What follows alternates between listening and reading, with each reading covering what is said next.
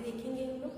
अभी तक पढ़ा था ना, उसके आगे लगता है यण संधि बता रहे थे। यण संधि में क्या होता है, अगर ई के साथ कोई अन्य स्वर आए तो ई का क्या हो जाएगा, ई का हमारा हो जाएगा य, और अगर छोटी या बड़ी के बाद कोई अन्य स्वर आता है तो वो हो जाता है य, ठीक है ना।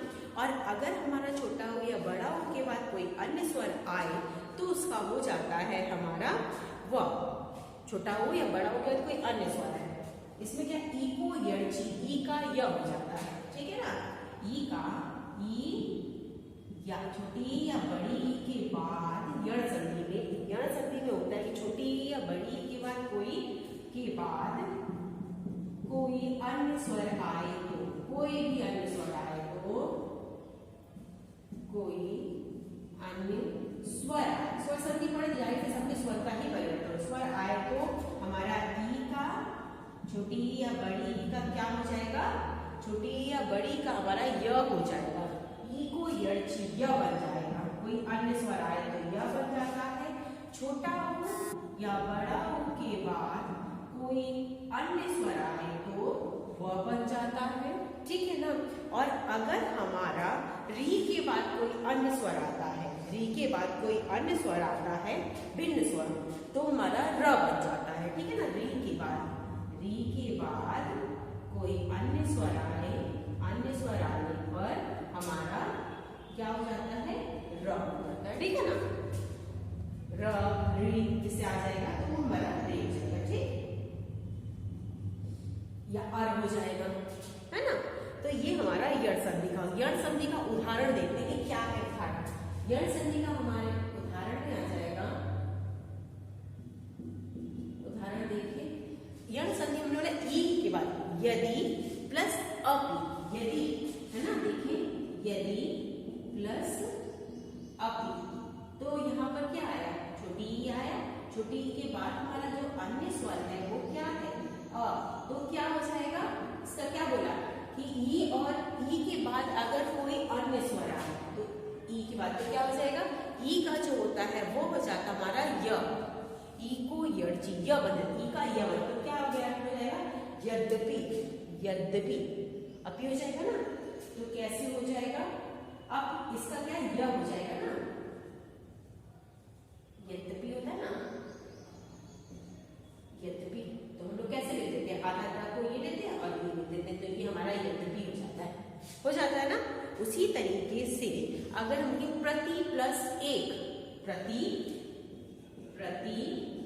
प्लस एक, अब हो गया ना, छोटी ई के बाद कोई अन्य स्वर आया है, छोटी ई के बाद अन्य स्वर ए आया है तो क्या हो जाएगा हमारा, ये मात्रा उसको उसकी चढ़ जाएगी तो क्या हो जाएगा, यह हो जाएगा, या फिर तो होगा, पर क्या होगा, ई, छोटी ई प्लस ए आया है ना, तो वो हमारा हो जाएगा ये, क्या हो जाएगा, ए की मात्रा तो प्रत्येक हो जाएगा, कैसे हो जाएगा, इसका हो जाएगा प्रत्येक, जो भी होगा उसका मात्रा उस पर लग जाएगी, ठीक है ना। जो भी शब्द, जो भी अन्य स्वर आएगा उस स्वर की मात्रा उसमें परिवर्तित, तो मात्राओं का ही प्रयोग, स्वरों का प्रयोग ही मात्राओं के लिए करते हैं, है ना। जब किसी शब्द का शुरुआत करते हैं तो उसमें स्वर का प्रयोग कर लेते हैं, पर अगर बीच में कहीं स्वर आता है तो उसको हम उसकी मात्रा पे ही प्रयोग में लाते हैं, ठीक। तो वही चीज है, जब प्रति प्लस एक तो हमारा ए बन गया, ए बना, क्या बोला कि अगर हमारा ई के बाद कोई अन्य स्वर आता है तो ए बनेगा, तो हमारा जब अ आया था तो अ का क्या होता है, य पूरा हो गया ना, य, तो वो हमारा य पे चेंज हो गया था, परिवर्तित हो गया था। उसी प्रकार से अब ए आया तो ए का ए हो जाएगा। अगर हम इसका उदाहरण प्रोसेस चार्ट देख लें कि कैसे मात्राओं का परिवर्तन होगा, ठीक है ना। बस ये ध्यान रखना है, जब छोटी या बड़ी के बाद कोई यण संधि में क्या होता है, ई और ई के बाद, छोटी ई और बड़ी ई के बाद हम लोग जो कहते हैं कोई अन्य स्वर आए तो उसका हमारा य बनता है, और बड़ी या छोटी ई के बाद कोई अन्य स्वर आए, तो छोटा हो या बड़े हो के बाद कोई अन्य स्वर आए तो उसका व बनता है, और ई के बाद कोई अन्य स्वर आता है तो उसका र बन जाता है, ठीक है। देख लीजिए यहाँ से चार्ट,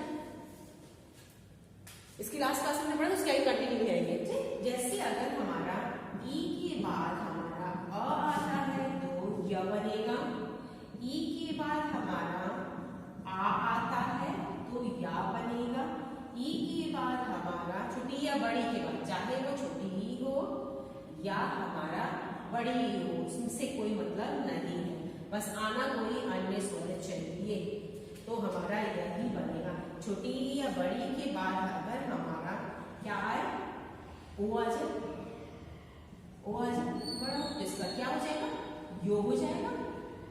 ठीक है, अगर हमारा छोटी ई या बड़ी ई के बाद क्या आ जाए, ऊ आ जाए, तो परिवर्तन तो यह भी होगा, या फिर यू की मात्रा लग जाएगी, ये हो गया। उसके बाद अगर बड़ा हुआ है तो बड़ा की मात्रा लग जाएगी।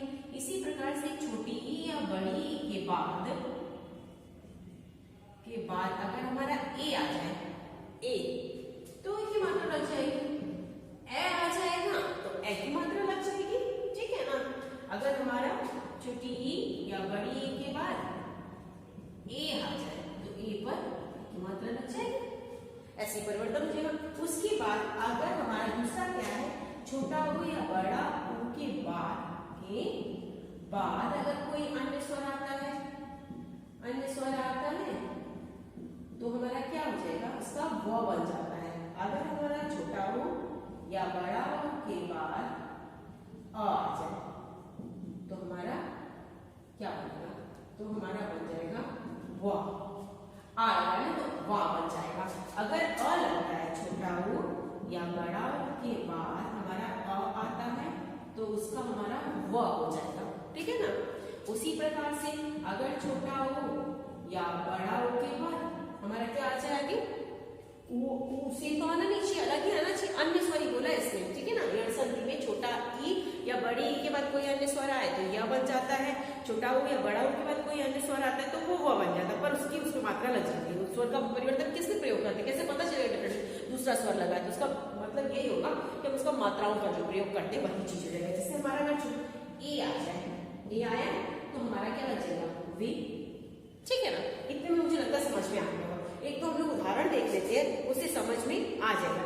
जैसे आया अनु प्लस अय, इसका उदाहरण बताया क्या है ना, इसके उदाहरण में हमने क्या लिखा था, जब हम लोगों ने पढ़ा था तो क्या किया था, यदि पढ़ा था ना, यदि प्लस अपी कहा रहा था ना, तो इन दोनों में जब परिवर्तन आया था तो यदि भी हुआ था ना, ऐसे भी पढ़ सकते हो, लेकिन हम लोग ऐसे लिखते थे यदि, तो यद्यपि कर सकते हो।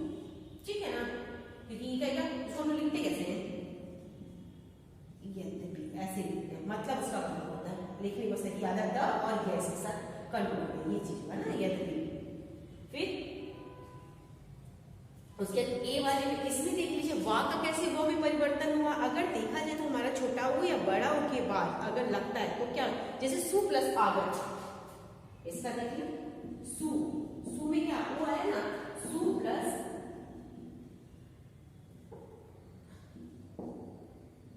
आगतम, सु प्लस आगतम, तो सु का तो मात्रा लग के तब कंप्लीट हुआ सु, तो सु का तो खाली स हो जाएगा, उ की मात्रा है ना, उ है उच्चारण में, प्लस आ है, तो सु का हमने स्व कर दिया और इसका क्या बनना था, अब वो बनना था ना, तो स्व आ की मात्रा स्वागतम,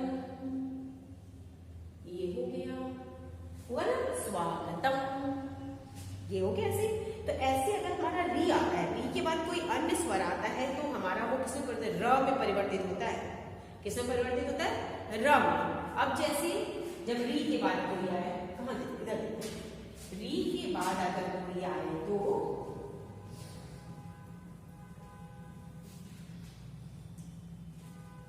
री के बाद अन्य स्वर आए,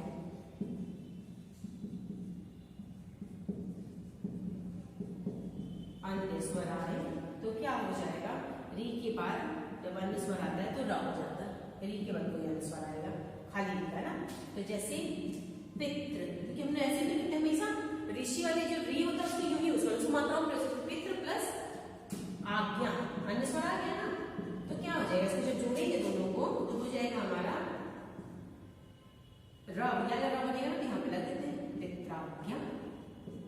ठीक है ना, वो ऋषि वाला रा नहीं बनेगा, पित्राज्ञा नहीं बनेगा, ये रा लग जाएगा, इस रा में परिवर्तन हो जाएगा ना, ये चीज हमारा इसका हो गया।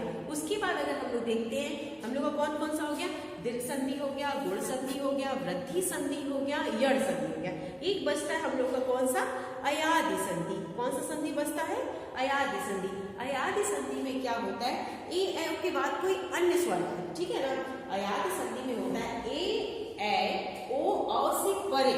ए ए ओ औ से परे कोई अन्य स्वर आए तो उसका हमारा हो जाता है, क्या हो जाएगा, उसके स्थान पर क्रमशः परिवर्तन हो जाएगा। आए, आए, आओ और आओ, अब और आओ का हो जाता है। जैसे अगर हम लिखा जाए, जब हमारा यण जो हम लोग पढ़ा, कौन कौन सा पढ़ लिया हमने, दीर्घ संधि, गुण संधि, वृद्धि संधि, यण संधि, बचा है अयादि। अयादि में क्या होता है, ए ए और औ के बाद, ए ए ओ के बाद कोई अन्य स्वर आए तो उसके अंदर कोई भिन्न स्वर है, ए ए ओ हो गया। इसमें क्या था, ई ऊ और री के बाद कोई अन्य स्वर आए, इसमें क्या है, जो हमारा अयादि संधि है, अयादि संधि में ए ए ओ औ के बाद कोई अन्य स्वर आए, ए ए ओ औ के बाद कोई अन्य स्वर आए, उसको लिख देते हैं। ये संधि यण संधि समझे। अब यण संधि के बाद हम लोग पढ़ लेते हैं अयादि संधि, ठीक है ना। अयादि संधि में ए ए ओ औ के बाद कोई अन्य स्वर आए, दोनों में यही परिवर्तन है। यण संधि में ई को यण ची के बाद कोई आता है तो य हो जाता है, छोटा ओ और बड़ा ओ के बाद कोई आता है तो व हो जाता है, री के बाद कोई आता है तो र हो जाता है। अयादि संधि में क्या हो जाएगा, अयादि संधि में ए ए ओ औ के बाद, ए ए ओ औ के बाद कोई अन्य स्वर आए तो उसमें औ, आओ और आय, आय में परिवर्तन हो जाता है, ठीक है ना। तो उसी तरह हम लोग देखेंगे उदाहरण के लिए अयादि संधि, हमारी पांचवी संधि, संधि का पाठ हमारा खत्म हो जाएगा, ठीक है ना। अयादि संधि,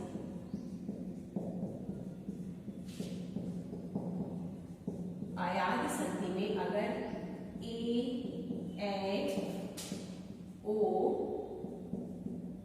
और